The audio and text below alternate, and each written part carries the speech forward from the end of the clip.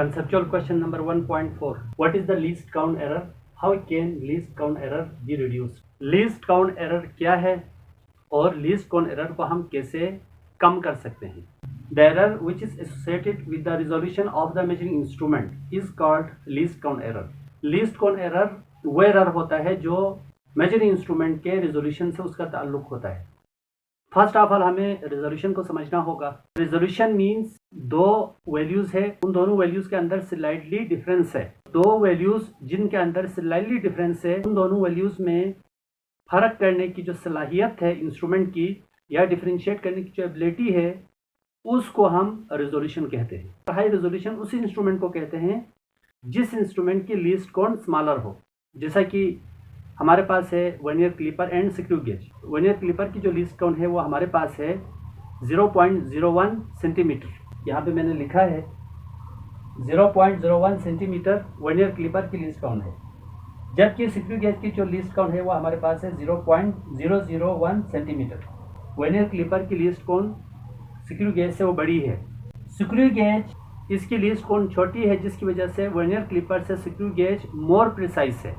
More precise means high resolution instrument. Least count error जो है ये रैंडम एरर का एक टाइप है, और ये जो एरर है, ये जो लीस्ट काउंट एरर है, ये रैंडम एरर के लिए भी इस्तेमाल होता है और सिस्टमेटिक एरर के लिए भी इस्तेमाल होता है। लीस्ट काउंट एरर को हम कई तरीकों से हम इसको रिड्यूस कर सकते हैं, इसको हम कम कर सकते हैं। फर्स्ट ऑफ ऑल हम हाई रेजोल्यूशन के इंस्ट्रूमेंट इस्तेमाल करते हुए हम इस एरर को कम कर सकते हैं। सेकेंड नंबर पर मोर प्रिसाइज इंस्ट्रूमेंट इस्तेमाल करते हुए हम इसको कम कर सकते हैं। मोर प्रिसाइज इंस्ट्रूमेंट मीन्स वो इंस्ट्रूमेंट जिसकी लीस्ट काउंट छोटी हो, जैसा कि स्क्रू गेज की लीस्ट काउंट वर्नियर क्लिपर से छोटी है, तो वर्नियर क्लिपर की निस्बत स्क्रू गेज मोर प्रिसाइज है, हाई रेजोल्यूशन इंस्ट्रूमेंट है। वर्नियर क्लिपर की जगह स्क्रू गेज इस्तेमाल करते हुए हम इस लीस्ट काउंट एरर को कम कर सकते हैं। और हम बता चुके हैं ये रैंडम एरर से भी रिलेटेड है और ये सिस्टमेटिक एरर से भी रिलेटेड है। सो रैंडम एरर को हम एवरेज लेते हुए हम इसको रिड्यूस करते हैं, तो इस एरर को भी, इस टाइप ऑफ एरर को भी हम एवरेज वैल्यू लेते हुए या मीन लेते हुए हम इसको रिड्यूस कर सकते हैं। जैसा कि आप एक मेजरमेंट है, सपोज किसी चीज़ का लेंथ है, उसको आप 2 से 3 दफ़ा जितना हो सके ज़्यादा से ज़्यादा मेजरमेंट उसका ले लें। मैं सपोज वैल्यू ले लेता हूँ। सपोज एक चीज़ है, उसकी लेंथ है, आपने मेजर किया तो उसकी 1 वैल्यू आ गई, अगली दफ़ा मेजर किया तो 2 वैल्यू आ गई, अगली दफ़ा मेजर किया तो 3 वैल्यू आ गई। अब 1 2 3 ये तो बहुत डिफरेंस है, लेकिन वो पॉइंट्स में इनमें डिफरेंस आता है, लेकिन मैंने सिंप्लीफाई के लिए, आसानी के लिए मैंने 1 2 3 लिखा है। 3 दफ़ा मैंने एक ही चीज़ की सेम इंस्ट्रूमेंट से मेजरमेंट ली, तो एक दफ़ा 1, दूसरी दफ़ा 2, तीसरी दफ़ा 3 आया। अब इन दोनों को ऐड करके नंबर ऑफ थिंग से डिवाइड करें। 1 2 3 को ऐड करेंगे तो हमारे पास होगा 6। इसको 3 चीज़ें हैं, 1 2 3, तो 3 से डिवाइड करें तो इसकी वैल्यू 2 आ गई। तो इसका हमने एवरेज या मीन वैल्यू दिया। इस तरह से हम लीस्ट काउंट एरर को हम रिमूव कर सकते हैं। और हम ये भी बता चुके हैं ये सिस्टमेटिक एरर से भी रिलेटेड है। हम आला क्वालिटी के इंस्ट्रूमेंट है, नया इंस्ट्रूमेंट है, यानी कि स्टैंडर्ड इंस्ट्रूमेंट इस्तेमाल करते हुए भी हम इस एरर को रिमूव कर सकते हैं।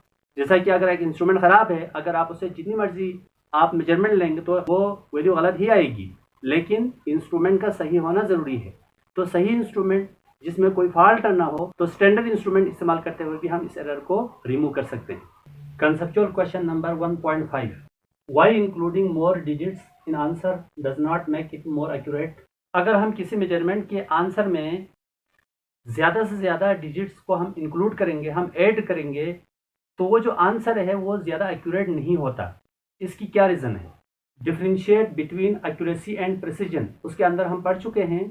उसको डिफरेंशिएट करना यहाँ पॉसिबल नहीं है, क्योंकि लेक्चर हमारा लेंथी होगा। इसलिए मैं थोड़ा बहुत आपको कॉन्सेप्ट देता हूँ, लेकिन इन डिटेल में नहीं जाऊँगा।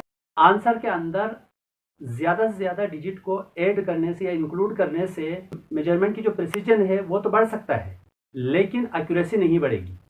इसका मतलब ये भी नहीं है कि एक्यूरेसी और प्रिसीजन रेसिप्रोकल है। बाज़ दफ़ा ये एक चीज़ की प्रिसीजन हाई है तो एक्यूरेसी भी हाई हो सकती है, लेकिन बाज़ दफ़ा एक चीज़ की एक्यूरेसी हाई है तो प्रिसीजन लो होता है। दोनों के दरमियान डायरेक्टली रिलेशन भी है और इसमें इन्वर्सली रिलेशन भी है। वो हम टॉपिक के अंदर पढ़ चुके हैं, उस पर हम नहीं जाएंगे। लेकिन इस केस में प्रिसीजन के बढ़ने से एक्यूरेसी नहीं बढ़ेगी। तो अगर हम किसी मेजरमेंट के आंसर के अंदर ज़्यादा से ज़्यादा डिजिट को हम ऐड करते जाएंगे तो उसका प्रिसीजन तो बढ़ेगा लेकिन एक्यूरेसी नहीं बढ़ेगी। सरकमफेरेंस ऑफ ए सर्कल, एक सर्कल का जो सरकमफेरेंस है वो हमारे पास उसका फार्मूला है S = 2πr, इसको मैंने इक्वेशन 1 कहा। और रेडियस है हमारे पास 2 मीटर गिवन है। सो पाई कांस्टेंट है, 2 कांस्टेंट है, तो पाई की जो वैल्यू है ये इससे भी लंबी वैल्यू आ जाती है। लेकिन पाई की वैल्यू हम ये क्यों लेते हैं, क्योंकि इसको राउंड ऑफ करके लिया हुआ है। इनकी हम हर चीज़ को अगर एक लंबी वैल्यू हमारे पास आ रही है तो हम उसको सेकेंड डेसिमल प्लेस तक राउंड ऑफ करके लिखते हैं, क्योंकि इसी क्वेश्चन के अंदर हम बता चुके हैं ज़्यादा से ज़्यादा डिजिट को ऐड करने से कोई फ़ायदा नहीं है, इससे एक्यूरेसी नहीं बढ़ेगी। सो हमने इसको राउंड ऑफ किया। पाई की वैल्यू ये पुट करें तो भी आंसर सही होगा, ये पुट करें तो भी आंसर सही होगा, ये पुट करेंगे तो भी आंसर सही होगा। लेकिन ये सबसे आसान है, इससे वैल्यू आपकी लेंथ ही नहीं होगी। सो हम इसको यूज़ करने के बजाय ना इसको यूज़ करने के बजाय हम इसको यूज़ करेंगे, क्योंकि इसको हमने सेकेंड डेसिमल प्लेस तक राउंड ऑफ किया हुआ है। हमने ऐसा इसलिए किया क्योंकि ज़्यादा वैल्यू रखने से एक्यूरेसी नहीं बढ़ती और कम वैल्यू रखने से हमारा वो आंसर भी सही होगा और हमारे लिए आसान होगा और वो कम स्पेस ऑक्यूपाई करेगा और वैल्यू को याद रखने के लिए आसानी होगी हमारे लिए। Conceptual question number 1.6, what determine the precision of A measurement. किसी मेजरमेंट के अंदर जो प्रिसीजन है वो हमें क्या बताता है। प्रिसीजन एंड एक्यूरेसी, ये पिछले क्वेश्चन में भी ये आ चुके हैं। प्रिसीजन और एक्यूरेसी ये तकरीबन रिलेटेड टर्म्स है। तो प्रिसीजन का मतलब होता है जो वैल्यू आपने कैलकुलेट की है उनमें कितना क्लोजनेस है, यानी कि कैलकुलेटेड वैल्यू या मेजर्ड वैल्यू कितना एक दूसरे के करीब है, इसको कहते हैं प्रिसीजन। एक्यूरेसी मींस जो कैलकुलेटेड वैल्यू या मेजर्ड वैल्यू कितना एक्चुअल या ट्रू वैल्यू के करीब है। जैसा कि हम एक एग्जांपल ले लेते हैं। एग्जांपल लेने से पहले हम एक चीज़ और बताएंगे आपको। ये जो प्रिसीजन है ये मेजरिंग इंस्ट्रूमेंट के ऊपर भी डिपेंड करता है और मेजरिंग इंस्ट्रूमेंट के लीस्ट काउंट पर भी डिपेंड करता है।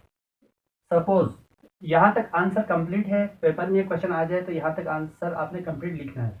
लेकिन ये जो ब्लू कलर में मैं लिख रहा हूँ ये आपके समझने के लिए है, ये आंसर के साथ लिखने की ज़रूरत नहीं है, ये आपने नहीं लिखना है। सो सपोज आपने एक चीज़ खरीदी है, सपोज आपने एक मिल्क का एक डब्बा आपने ख़रीदा है, तो उसके ऊपर लिखा हुआ है 20 ml, 20 मिलीलीटर। तो 20 मिलीलीटर का आपने प्राइस दिया है, तो आप फिर क्या करते हैं, अपने इंस्ट्रूमेंट से आप इसको मेजर करते हैं। तो मेजर करने से आपके पास वैल्यू आती है, एक वैल्यू आती है 9.5 ml, नेक्स्ट वैल्यू आती है 18 ml, थर्ड वैल्यू आती है 15 या 16 ml। अब देखिए ये तो डिफरेंट वैल्यूज आ गए, लेकिन एक वैल्यू ट्रू या एक्चुअल वैल्यू के करीब आया है। जिस वैल्यू का यानी कि जिस पहले से जिसकी 20 ml की आपने प्राइस अदा किया है, जो कंपनी वालों ने मेजर करके यहाँ पर लिखा है, तो ये ट्रू वैल्यू एक्चुअल वैल्यू है। सो इनमें से जो आपने मेजरमेंट की है उसमें से एक मेजरमेंट ट्रू वैल्यू के करीब है, तो इसका मतलब इनमें से एक तो कम से कम ट्रू वैल्यू के करीब वैल्यू आ गई है, इसलिए ये मोर एक्यूरेट है। लेकिन ये जो मेजर्ड वैल्यू है ये आपस में बहुत दूर है, तो इसका मतलब इनके दरमियान क्लोजनेस कम है मेजर्ड वैल्यू के दरमियान, तो ये आपस में क्या होगा, लेस प्रिसाइज होगा। ये प्रिसाइज नहीं होंगे बट मोर एक्यूरेट तो है लेकिन लेस प्रिसाइज है। सिमिलरली हम इसी को एक दफ़ा और दोहराएंगे। यही बैग है, मिल्क का 20 ml है। जब आपने मेजरमेंट की, इसको भी हम सपोज करते हैं, इस दफ़ा आपके पास वैल्यूज आ रही है 17.1 ml, फिर वैल्यू आ गई 17.2 ml, फिर वैल्यूज आ गई है 17 ml। आप देखिए मिली 10⁻³ है, तो 1-2 का भी डिफरेंस हो तो ये बहुत बड़ा डिफरेंस होता है। सो एक्चुअल वैल्यू तो 20 ml है। जो वैल्यूज आपने मेजरमेंट की है उन वैल्यूज में से कोई भी ट्रू या एक्चुअल वैल्यू के करीब नहीं है, बट जो मेजरमेंट आपने की है वो तमाम वैल्यूज आपस में वेरी क्लोज है, आपस में करीब है, इसलिए ये मोर प्रिसाइज होगा, लेस एक्यूरेट होगा। प्रिसीजन से हमें ये पता चलता है जो मेजर्ड वैल्यू है कितना करीब है। प्रिसीजन से दूसरा हमें ये पता चलता है मेजरिंग इंस्ट्रूमेंट है या टूल्स है, रिक्वायर्ड इंफॉर्मेशन को या रिक्वायर्ड मेजरमेंट करने के लिए काफ़ी है या नहीं है, यानी कि वो इंस्ट्रूमेंट स्टैंडर्ड है या नहीं है, वो इंस्ट्रूमेंट इस काबिल है या नहीं है रिक्वायर्ड इंफॉर्मेशन को लेने के लिए। इस चीज़ का भी हम पता लगा सकते हैं प्रिसीजन के थ्रू।